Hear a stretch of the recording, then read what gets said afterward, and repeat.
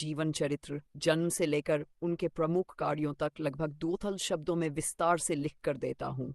इसमें उनके जन्म, बाल्यकाल, महाशक्ति, राम भक्त के रूप में भूमिका, रामायण में योगदान और उनके अमृत तक की चर्चा होगी।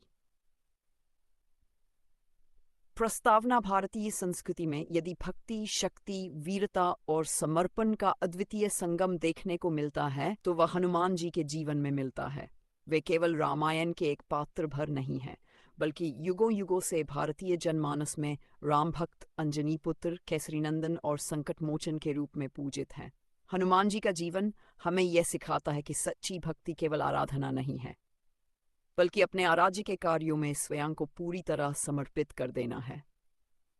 जन्म और बाल्यकाल। हनुमान जी का जन्म अंजना और केसरी के यहाँ हुआ।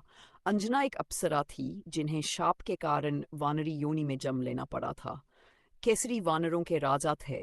कहा जाता है कि भगवान शिव ने भी वानर रूप धारण कर उन्हें अंश रूप में जन्म दिया। एक अन्य कथा के अनुसार जब दशरथ ने पुत्रष्टि यज्ञ किया और उन्हें दिव्य खीर प्राप्त हुई तो उस खीर का एक अंश वायुदेव ने अंजना को पहुंचा दिया। उसी खीर को ग्रहण करने से अंजना ने हनुमान जी को जन्म दिया। इसलिए हनुमान को मारुति नंदन और पवन पुत्र भी कहा जाता है। बाल्यकाल में ही उनकी असीम शक्ति प्रकट हो गई थी। एक बार वे सूर्य को फल समझकर निगलने दौड़े। उनकी इस चेष्टा से तीनों लोक विचलित हो गए। देवताओं ने ब्रह्मा जी से प्रार्थना की और तब जाकर उन्हें समझाया गया। इसी कारण से हनुमान को सूर्यपुत्र समान तेजस्वी कहा जाता है। ईशियों का शाप और जान की प्राप्ति। बाल्यकाल में हनुमान अपनी शक्तियों का अत्यधिक प्रदर्शन करने लगे। वे कभी ईशियों के तप में बाधा डालते तो कभी देवताओं से खेल करते। इस कारण ईशियों ने उन्हें शाप दिया कि वे अपनी शक्तियों को भूल जाएंगे और तभी याद आएंगी जब कोई उन्हें स्मरण कराएगा।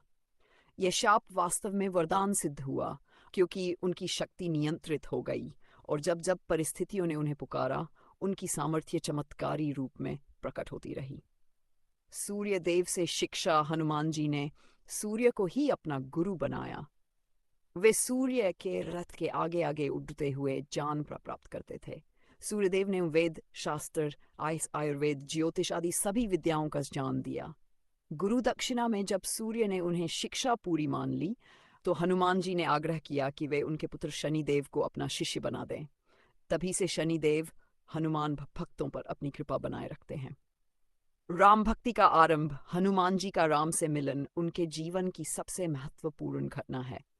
जब राम और लक्ष्मण सीता जी की खोज में वन वन भटक रहे थे तब उनकी भेंट हनुमान जी से हुई। सबसे पहले हनुमान ने ब्राह्मण का वेश धारण कर राम से प्रश्न किए। जब राम ने अपने परिचय में मैं दशरथ पुत्र राम हूं कहा, तभी हनुमान जी की आंखें भक्ति से भर आईं और उनके चरणों में गिर पड़े। यहीं से उनकी भक्ति की धारा और राम की मित्रता। हनुमान जी ने राम और सुग्रीव की मित्रता करवाई। सुग्रीव अपने भाई बाली से भयभीत थे। हनुमान जी ने राम से सुग्रीव की रक्षा करने की प्रार्थना की। राम ने बाली का वध कर सुग्रीव को राज्य दिलाया। बदले में सुग्रीव ने सीता की खोज में वानर सेना का सैनिक वचन दिया। इस प्रकार हनुमान जी ने राम और सुग्रीव को जोड़कर आगामी रास्ता का मार्ग प्रशस्त किया। सीता जी की खोज और लंका यात्रा। रामायण का सबसे प्रसिद्ध प्रसंग हनुमान जी का समुद्र लांघकर लंका पहुंचना है। जब वानर सेना सीता जी को खोजने के लिए दक्षिण दिशा की ओर गई, मुते किनारे पहुंची, तब जामवंत ने हनुमान को उनकी शक्ति का स्मरण कराया। तभी हनुमान जी को अपनी असली शक्ति याद आई और वे विशाल रूप धारण कर समुद्र पार कर गए।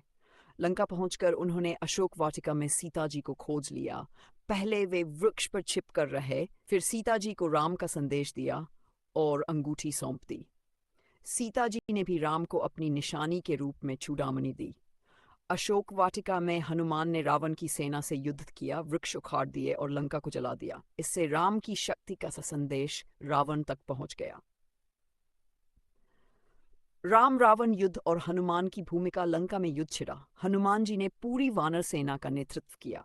उन्होंने केवल युद्ध ही नहीं लड़ा बल्कि रणनीति बनाने में भी राम की सहायता की। जब लक्ष्मण मेघनाद के बाण से मूर्छित हुए तो हनुमान जी औषधि लाने के लिए संजीवनी पर्वत पर गए। पर्वत पहचान न पाने पर उन्होंने पूरा पर्वत ही उठा लिया और समय पर लक्ष्मण को जीवित कर दिया। युद्ध में अनेक बार उन्होंने राम और लक्ष्मण की रक्षा की, रावण के पुत्रों और योद्धाओं को परास्त किया। राम राज्य में हनुमान युद्ध के बाद राम अयोध्या लौटे। हनुमान जी भी उनके साथ रहे। राम के राज्याभिषेक में जब सभी को उपहार दिया गया तो हनुमान जी ने केवल यह कहा कि उन्हें सेवा का अवसर ही चाहिए। राम ने भावुक होकर कहा, हे हनुमान, यदि मैं अपने भक्तों में सबसे श्रेष्ठ का चुनाव करूं तो वह केवल तुम हो। अमृतत्व का वरदान। राम ने हनुमान जी को अमृतत्व का वरदान दिया। उन्होंने कहा कि जब तक धरती पर राम कथा गाई जाएगी, हनुमान जी का नाम लिया जाएगा। यही कारण है कि आज भी हनुमान जी जीवित माने जाते हैं और जहां भी राम कथा होती है वहां हनुमान जी अदृश्य रूप में उपस्थित रहते हैं। हनुमान जी के स्वरूप और विशेषताएं। हनुमान जी का स्वरूप अत्यंत अद्वितीय है। वानर मुख, बलशाली शरीर, गदा और ध्वज उनके प्रमुख प्रतीक हैं। वे अष्टसिद्धि और नवनिधि के दाता माने जाते हैं। उनके नाम का स्मरण मात्र से भय दूर होता है, संकट मिट जाते हैं और आत्मबल की